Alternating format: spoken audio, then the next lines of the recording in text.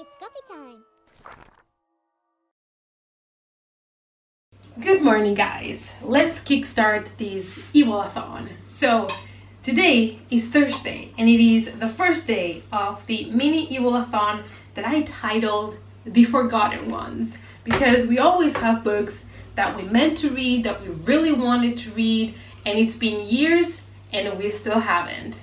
I know you do, guys, and I know I do. So I thought it would be the perfect opportunity to try to read some of those books in these 4 days. Now, my TBR pile for 4 days, it's a little bit ambitious, but we're gonna try to work with it. So I hope you guys are also going to use these days to get to some books. I'm really excited about these mini Evilathon, having 4 days of horror when it comes to movies, books, and I think I'm even gonna throw in video games, because I just got a present and it's a video game that it's kind of horror looking, so I think I'm gonna try that one out and let you guys know what I think of it. It's for PS4. Yeah, it's gonna be 4 days of horror, even though I'm wearing a Star Wars t-shirt, but never mind me, it's a t-shirt to be home, comfy. So yeah, the plan for today is, I don't even know which book I want to start today. So I think we're just gonna go with the flow and see which one speaks to me. And probably what I'm gonna do is every day I'm gonna watch maybe a horror movie if I can, and then let you know about that as well. So it's gonna be 4 days of horror. I might split this vlog in 2 parts so that it's not too much for you guys. So we're gonna go check our TBR pile and decide what are we gonna grab first.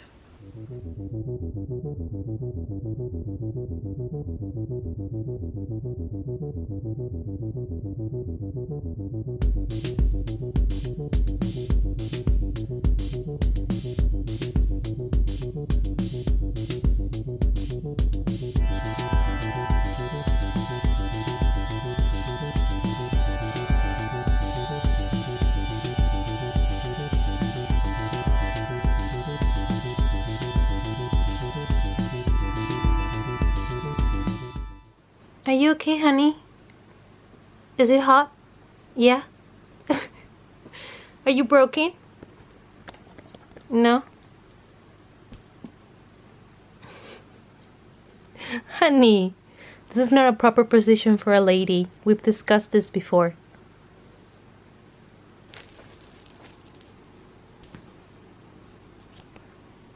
Hmm?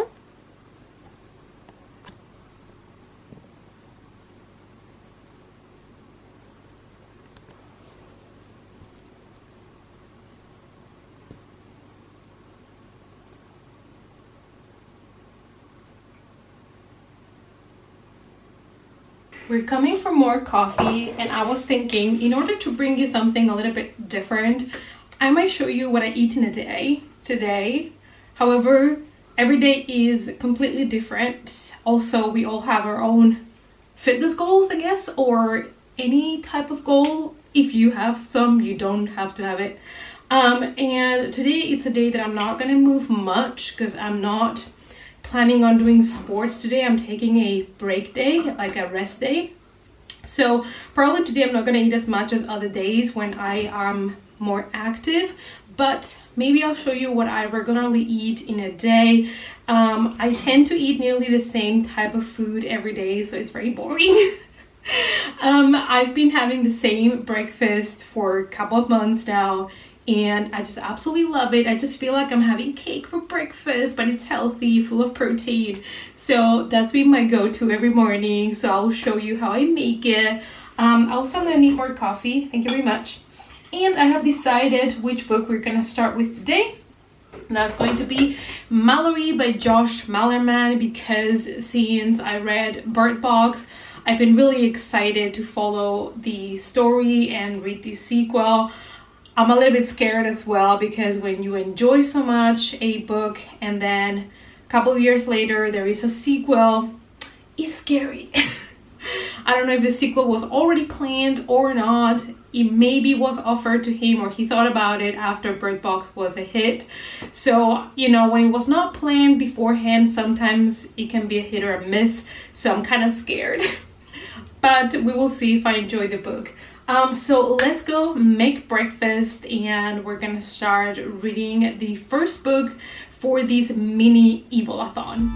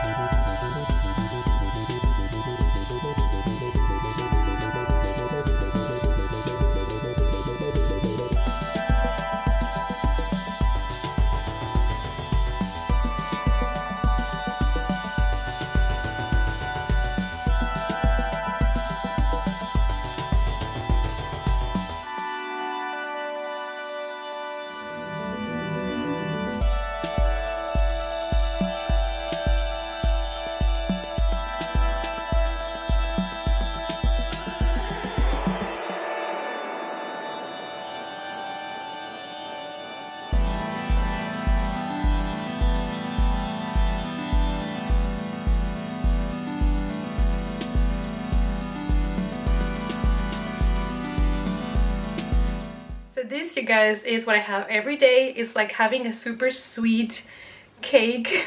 That's how it feels to me, and some nice yogurt on top for the freshness. And this bowl normally has around 30 grams of protein early in the morning. Keeps me super full for a long time, and it's my favorite meal of the day. I just love to have it. So I think we're gonna have breakfast, watching some YouTube, and then we're gonna start Mallory and see how that goes.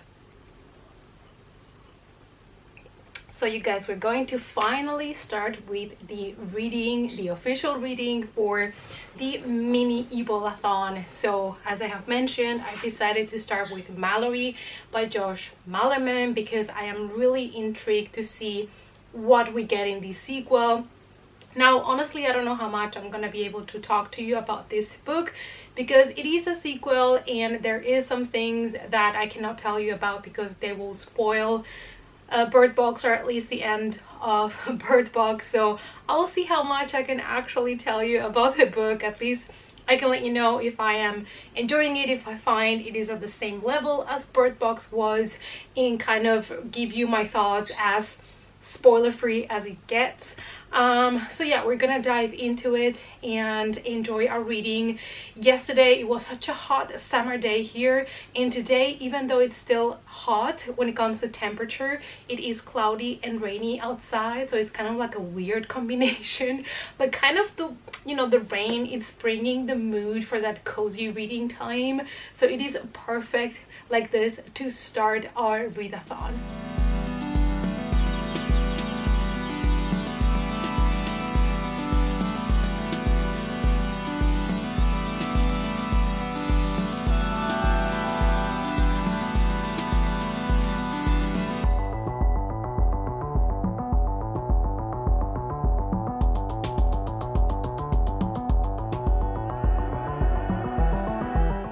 The good news, you guys, is that the book is so easy to read. I'm flying through it. I've been reading for around an hour and I'm already in page 114, so we are 37% into the book already in just 1 hour, which is great. Now, as I mentioned before, there is not too much I can tell you about this book without spoilers, but I'm gonna be very vague about it. So probably you know what Bird Box is about. It is a book in which there is sort of an apocalypse in which some creatures appear suddenly out of nowhere in Earth, and those creatures will drive you mad if you look at them.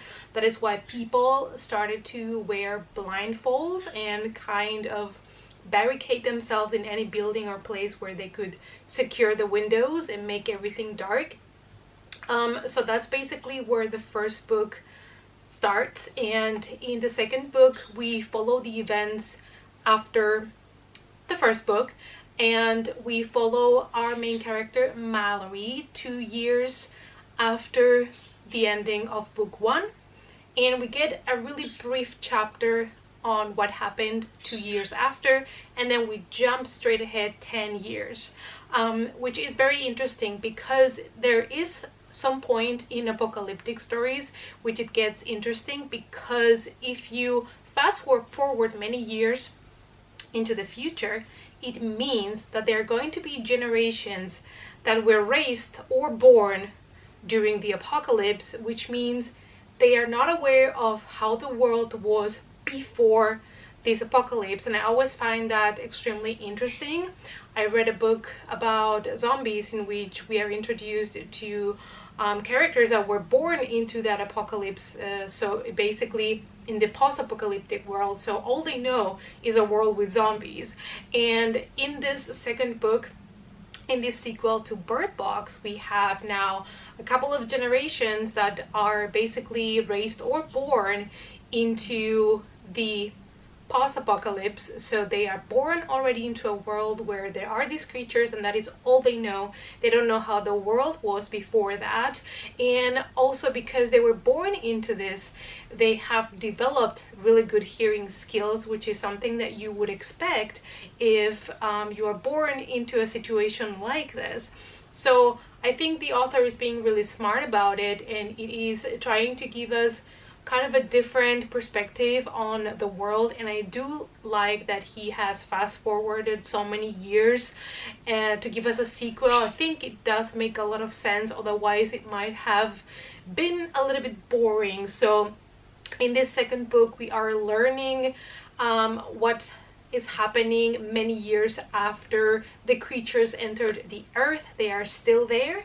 They seem to have multiplied, so we still are following our characters as they are blindfolded trying to survive.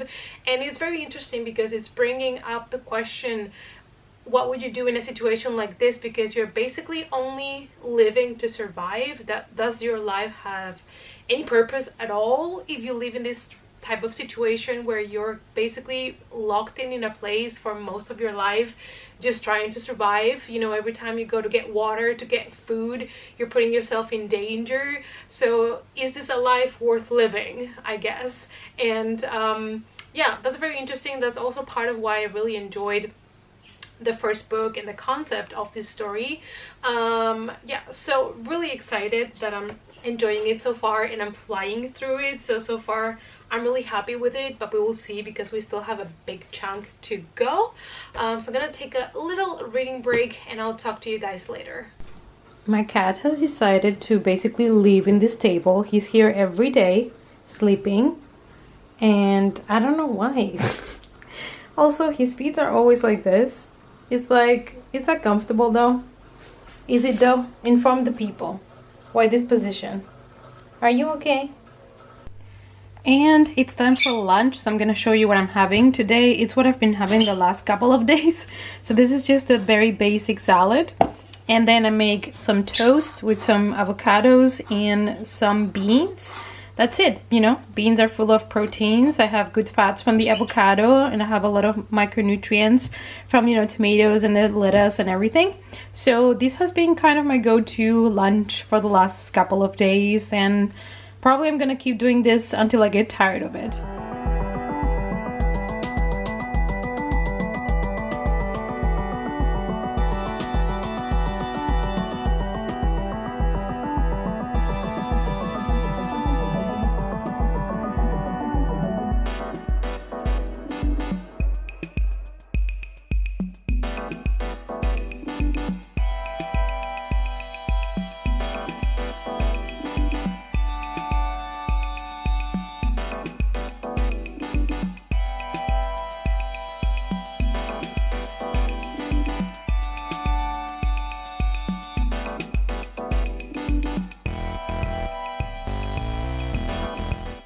So you guys, it's been a couple of hours later, and I have been doing, first of all, some research on my problem with my teeth so that I can get a second opinion, because what I have learned is that sometimes a second opinion is extremely important to know if somebody's not trying to rip you off when it comes to money and stuff like that. So I have another appointment at another orthodontist on Monday to get a second opinion, get also another kind of budget to see how much it would cost somewhere else. I just want to make sure I'm, you know, making the right decision before I go into a very expensive procedure. So I've been doing some research on what I have and how much can it cost, and definitely a lot of people say that a second opinion is really important. So we're gonna do that, and Monday morning I'll go and get a second opinion and take it from there. So then we have finished Mallory by Josh Malerman. It is so easy to read, exactly the same feeling that I had with Bird Box.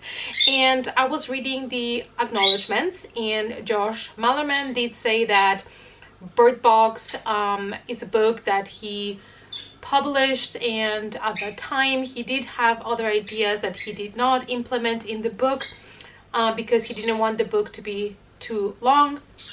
And it was not until Netflix bought the rights to Bird Box and he saw the movie that he had the feeling that he wanted to still know more about Mallory and where her story was going to go from the end of that movie. So the movie kind of inspired him to write the second book. And he also says that the only way he could write a sequel to Bird Box is to continue the story of Mallory and not from another character's perspective, because Bird Box is not just an apocalyptic story, but the story of a woman, Mallory, trying to fight through this new world order, through this darkness. And I really enjoyed to read that, you know, to get that closure, to understand how this book came to life. And I have to say, it is a little bit different than Bird Box, but I mean, that is not a bad thing, because I didn't want a copy of the first book. We already have a book about that. And I did enjoy a couple of ideas and new things that are being brought to the table. I enjoyed it. I'm not sure if I'm going to give it 3.5, maybe a 4. It is not a 5 coffee mug read, but I'm really happy I read it. I still really love the story of Mallory. I really love her as a character. And as I've mentioned before, Josh Malerman has a way of really fleshing out characters so well. I absolutely love how he writes characters, and this was such a quick, fun read. So if you enjoyed Bird Box like I did, I do recommend you to pick up the sequel. I really did enjoy it. So I think we are going to start probably another book today before the day ends, because I do have an ambitious TBR pile for the mini Evilathon, but I also have to do some meal prep, and I still have not played any video games today, and I think that's also very much needed. So yeah, and also probably watch some horror tonight, either a TV show or a movie. We will see, we will decide. But yeah, I just wanted to give you an update on my reading. I'm just super happy that I already read a book today, because you know the last months have been a little bit slow for me, or slower than usual. And I'm really happy that I'm getting back on track with my reading. So let me show you what happens when I meal prep. I normally meal prep for 2-3 days in a row. Now that I'm working from home, I do have the opportunity to cook more often, so I don't always cook now for the whole week, because things of course don't taste so nice and fresh. So what we have done today, I normally like to have a bit of carbs, a bit of protein, some healthy fats, but of course protein is important for me, specifically because I want to build muscle. You don't have to consume extreme amounts of protein to build muscle, but you do have to make sure that you're getting enough protein every day. And it's very easy. I just have to take a look at your macros. So basically, this is going to be for tonight. I do measure everything to make sure that my macros are on point for my goals. We have broccoli, red bell pepper, mushrooms and onions, and sweet potato.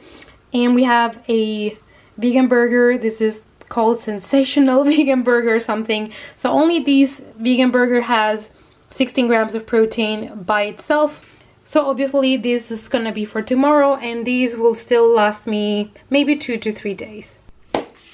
Also, if you were wondering, I do put sometimes sauces on my food, but sauces are very dangerous because you can put so many extra unnecessary calories into your food. Again, this is just me because I have a goal, a fitness goal that I'm trying to achieve. I'm not saying everybody should check their calories or anything like that. I know it can be triggering for a lot of people.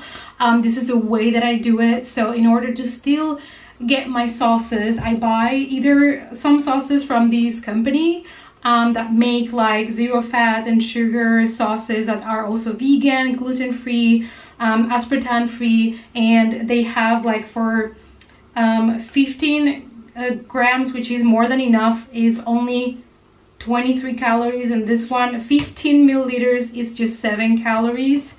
And otherwise very cheap, very easy ketchup with less sugar.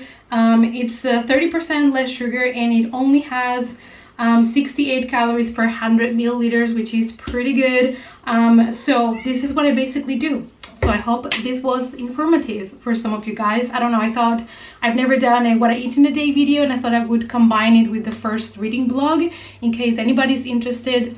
What I do now that I'm trying to work towards a fitness goal after the poop year that 2020 was. And we have approached the end of day 1 for the mini Evilathon. So I just had dinner and I watched an episode of Brooklyn Nine-Nine. It is one of those comedies that really works for me, that I could watch anytime. Not all comedies are my type of humor, but Brooklyn Nine-Nine definitely is. And the cats are fed. Lilith is happy at this moment. Did you have dinner? Yeah. I love you. I do. Yeah. So it's already 10 p.m.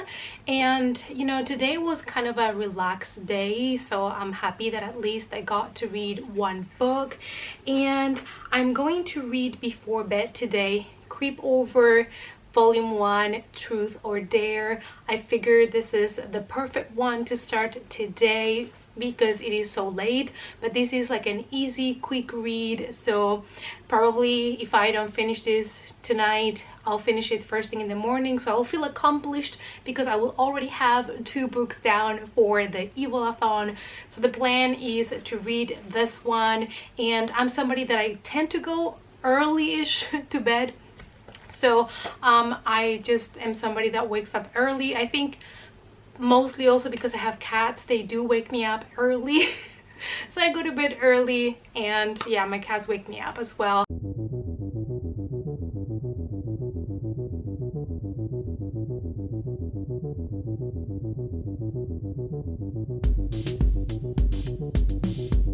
Good morning, party people. I hope everybody had an amazing first day of the mini Evilathon. At least I got to read one full book, which is more than I can say for the last 2 months. I have not been reading that much per day, so it was great.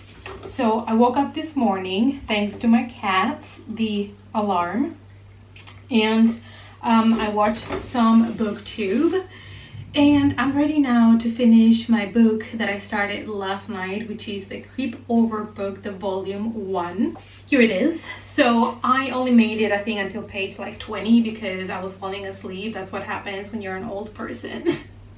No, but before I started reading the book, I actually watched a horror movie.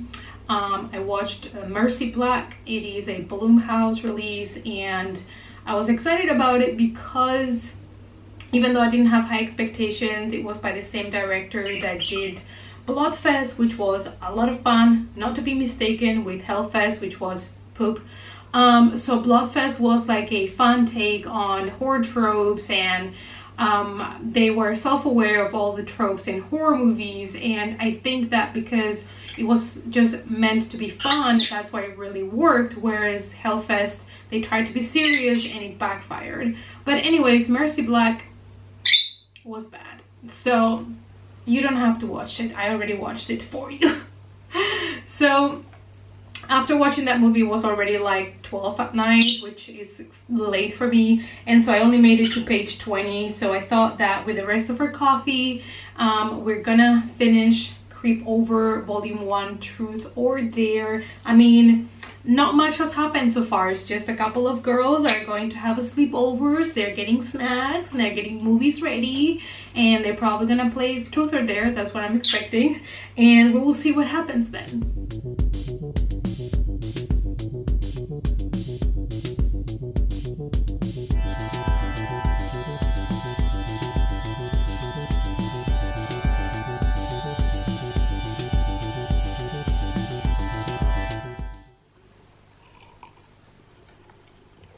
It's time for an update. So I finished the first volume of Creep Over, Truth or Dare, and I have to say my expectations were low because I was thinking it was going to be a little bit more silly, but I actually really enjoyed it because it is a book that deals with grief, which I think is always such an important topic to kind of bring in middle grade YA books already, so that kids get used to the idea of processing, you know, grief and loss and things like that. So in this book, basically the first chapter is just these girls are planning a sleepover and doing a game of truth or dare. Abby admits that she likes this guy called Jake, and after she admits that she likes him, she gets a text message saying that she should keep her fingers off Jake, otherwise she was going to regret it. And so basically she gets these threatening messages and she doesn't know who's sending them to her.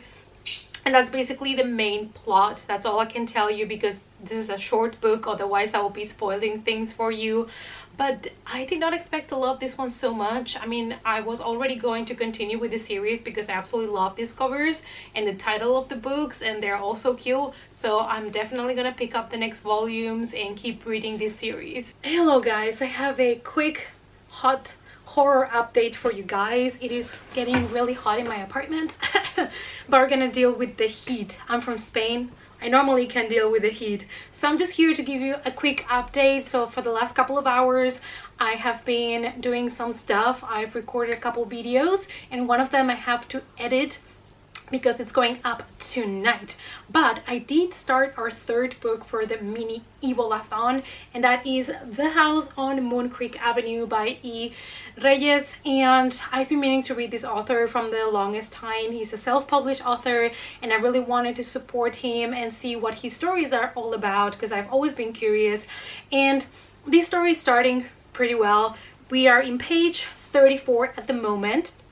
And we follow the story of Cindy. She is a young single mother, and the father of her daughter is somebody she cannot trust. He has drug issues. She doesn't want her daughter to be with him at all, so she finds herself very alone. She has been living with family members and she doesn't really have a place she can call her own until her grandmother passes away, and the grandmother leaves her house to her in her will, and it is this beautiful house. And Cindy finds herself a little bit in this bittersweet moment because she's really sad that she has lost her nana, but she's also happy that she now gets a house so that she and her daughter have finally a home, a place they can call home. And in this house, unfortunately, weird things are gonna start happening. We're already kind of finding out stories about people that supposedly, allegedly died in this house, and I'm all here for it, to be honest. I'm really excited to see what else is gonna come, what ghosts are gonna get to know.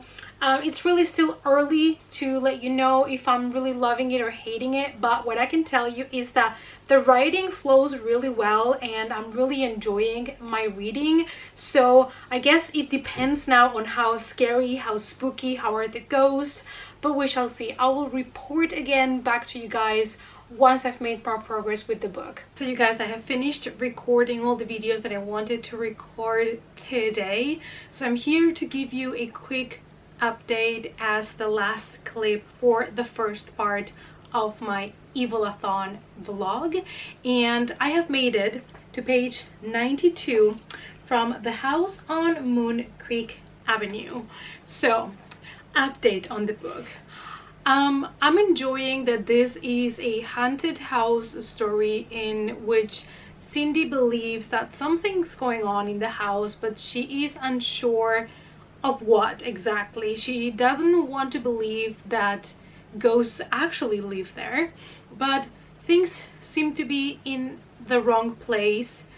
The lights seem to be on when Cindy is sure that she has turned them off. The doors open and close in the middle of the night. She has some nightmares that she is unable to tell now if they are really nightmares that she had while she was dreaming or if they really did happen in the middle of the night. So she's so desperate that she wants somebody to help her, maybe professionals, maybe some paranormal activity kind of guys, investigators, but she definitely has the feeling that something is wrong in that house, but she doesn't have anywhere else to go, so she has to stay there. But she's concerned for herself and for her 2-year-old daughter. She's concerned for their safety. So far I'm enjoying it. They are Hispanic, you can tell by the way, you know, they talk to each other, their words. So I'm loving the representation as well, and they live in a neighborhood that doesn't have the best reputation. It's a neighborhood where there are homeless people, where there are drug addicts on the streets, and so she's scared in general. But like I said, it's not like she has another choice, so she has to stay in this house. I'm really enjoying it so far. It's nothing yet too bloody or gory, really. So far the horror is kept fairly mild, but we shall see, because I still have a lot to go. And I'm really digging the writing style. It's really fast-paced and easy to read, and I'm really like connecting with the character, and I want to know more about her and what's gonna happen with the house. So I'm going to end it here for part 1 of the mini Evilathon vlog. The rest of the day I'm just gonna have a quick workout, and I'm gonna have a nice cold shower because it is hot in Germany at the moment, and I need a refreshment so that I can start fresh tomorrow for you guys on our second part of this vlog. Hope you enjoyed the first part. I hope that you're having a great time reading and watching some horror, and I will see you guys as always in our next video or our next vlog. Bye.